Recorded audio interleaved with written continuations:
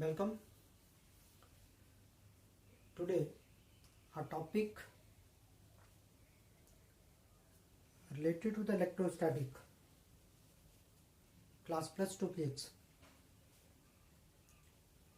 Today we will discuss the application of Gauss law in electrostatic. How to evaluate the electric field due to the distribution of charges or symmetry of charges by applying the Gauss law. As you know that what is Gauss law? The Gauss law is state that the total electric flux passing through the any closed surface is equal to 1 upon epsilon naught time the charge enclosed by that surface. तो हमारा first case रहेगा इसके लिए जो application है इसका electric field due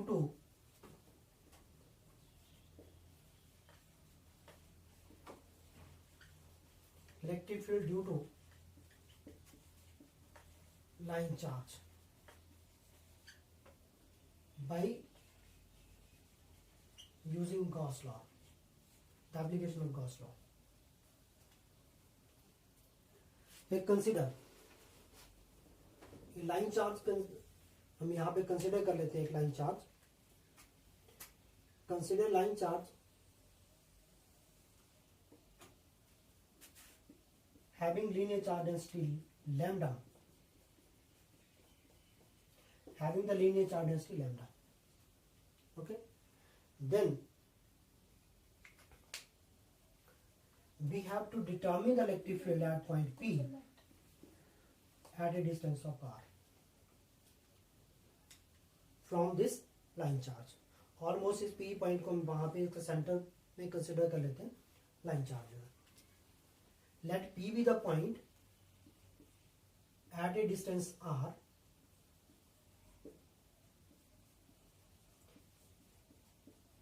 P be the point at a distance r and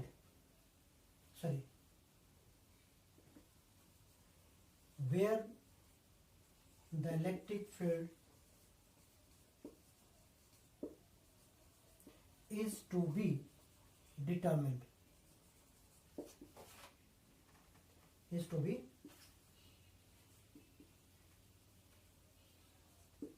Our aim is to determine the electric field, to evaluate the electric field at point P from this line charge.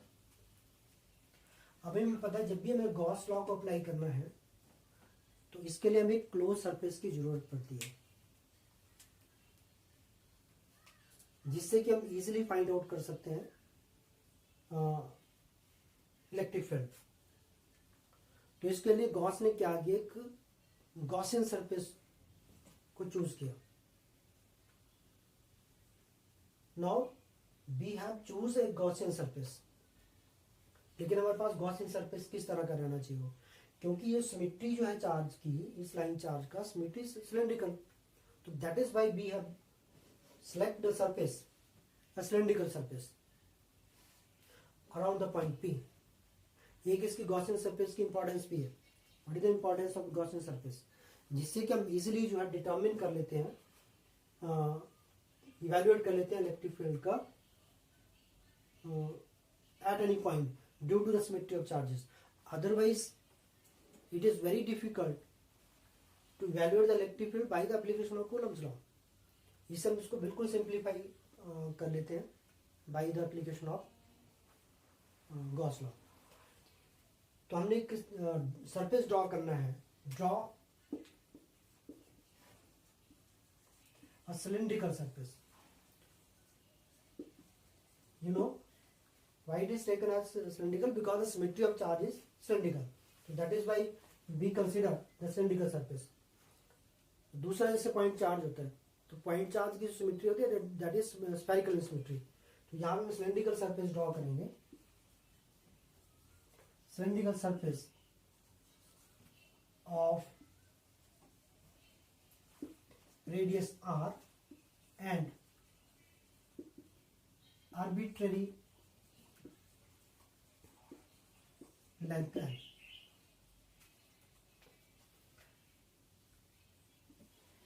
Around the point P या through the point P, through a point, लेकिन हम इसको point P को भी cover करना है इसमें, through the point P as a Gaussian surface. इस तरह का सरफेस जहां पर where the electric flux, electric field line जो है, इलेक्ट्रिक फील्ड जो है सेम है. तो कैसे ड्रॉ कर लेंगे इसको हम? एक गॉसियन सरफेस जो है, एक सिलेंड्रिकल सरफेस ड्रॉ कर लेंगे around the point P. Point P को भी इसमें कवर करेंगे like this. Okay, this is our cylindrical surface. और यहां पे हम एक सरफेस एरिया एलिमेंट कंसिडर करते हैं. Now if E is electric field at point P produced due to the line charge,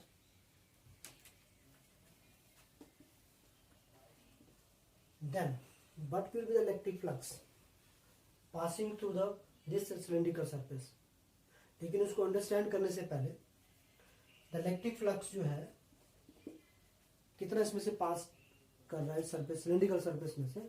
but see here, this cylindrical surface can be divided into three surface. How can divide it three surface? एक तो इसका जैसे ये देख लो cylindrical surface है, ये cylinder है.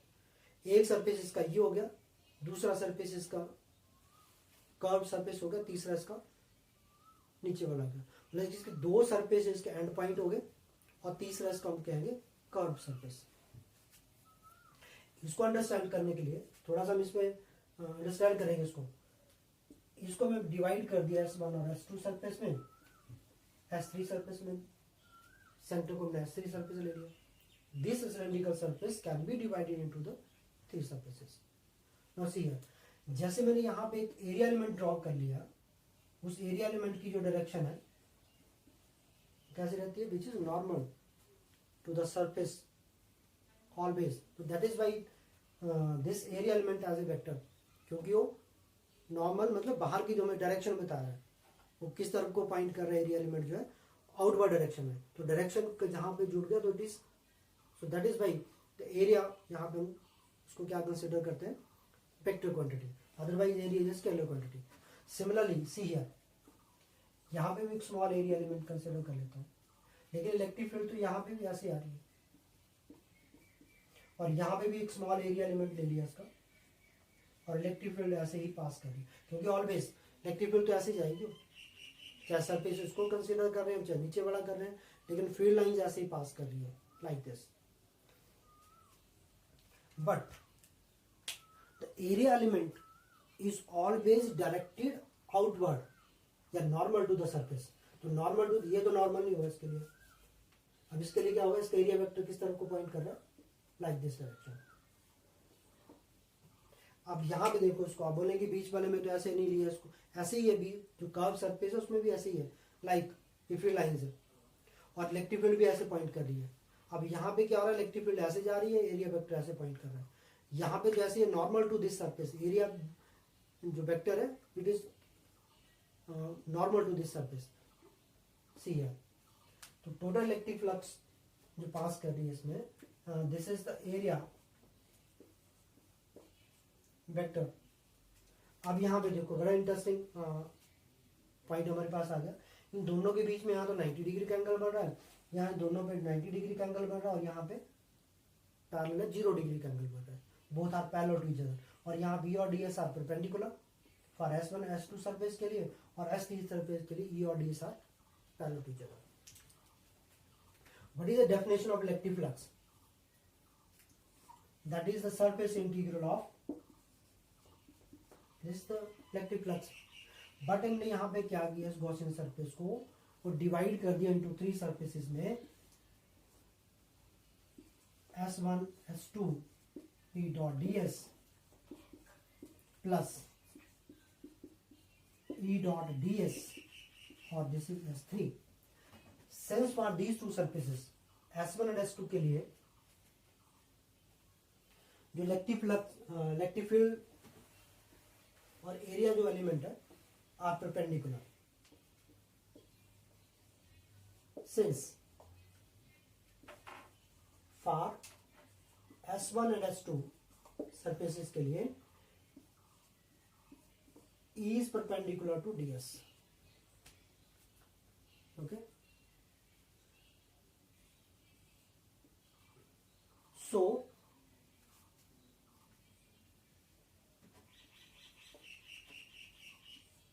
the electric flux through S1 is equal to the electric flux S2 is equal to 0. Why it is 0? Because cos 90 is equal to 0. क्योंकि जो definition dot product scalar product है, dot product है, EDS cos of theta, here theta is equal to 90 degree, तो theta 90 degree का मतलब cos 0 and which is equal to 0.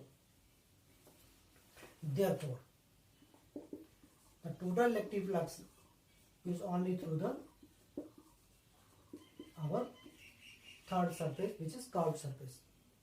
और यहाँ पे इसको थोड़ा सा एलेबरेट कर लो, EDS इसको लिख लेंगे हम cos थीटा, बट यहाँ पे सिंस इसमें क्या E जो है पैरेलल टू DS है, so theta is equal to 0 degree. Since E is parallel to DS, so theta is equal to 0 degree. Therefore, phi is equal to integral of surface integral of ds, and which is equal to E the surface integral of ds. What is surface integral of ds? Cylindrical surface का integration क्या होता है, इसका surface area E into 2πRL.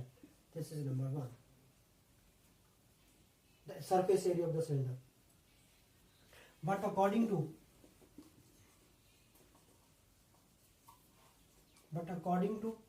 Gauss law, what is Gauss law? The phi is equal to q upon epsilon naught. But हमें charge नहीं पता, इसकी linear charge density पता है, since q is equal to lambda L, because as lambda is equal to q upon L. हमने यहाँ पे q का वैल्यू क्या लिखा है, lambda L, because as the lambda is equal to q upon L, charge per unit length. So therefore phi is equal to lambda L divided by epsilon naught. And this is our second equation. According to Gauss law, this is the total electric flux through the surface. And equation number 1 में भी हमारे पास phi आ रहा है. From 1 and 2 we have from 1 and 2 we have E into 2πRL is equal to lambda L upon epsilon naught. L के साथ L cancel हो जाएगा और E is equal to lambda upon 2π epsilon naught R. This is the electric field due to line charge, and E is equal to in vector notation में lambda upon 2π epsilon naught R into R unit vector. इसको vector notation में भी लिखा जा सकता है, because electric field is vector quantity, तो E is equal to lambda upon 2 pi epsilon naught R into R cap. But जब हमने इसका न्यूमेरिकल सॉल्व करने से रिलेटेड जो है, तो इसको मैं ऐसे लिख सकते हैं, यहाँ 2 के साथ मल्टीप्लाई कर दो, यहाँ से 2 के साथ इसको डिवाइड कर दो, तो हमारे पास E का वैल्यू क्या आ जाएगा, 1 upon 4 pi epsilon not 2 lambda divided by R. जब कभी भी इसको हमने सॉल्व करना है न्यूमेरिकल्स को, 1 अपॉन 4 पाई एप्सिलॉन, बिकॉज हमें एप्सिलॉन नॉट, बिकॉज इसका वैल्यू हमें पता है 9 × 10⁹, तो इसलिए इजी रहेगा आपको करने के लिए. सो देयरफॉर यहाँ से हमारे पास क्या रिजल्ट आ गया, electric field is directly proportional to R. This is the electric field due to the line charge by applying the Gauss law.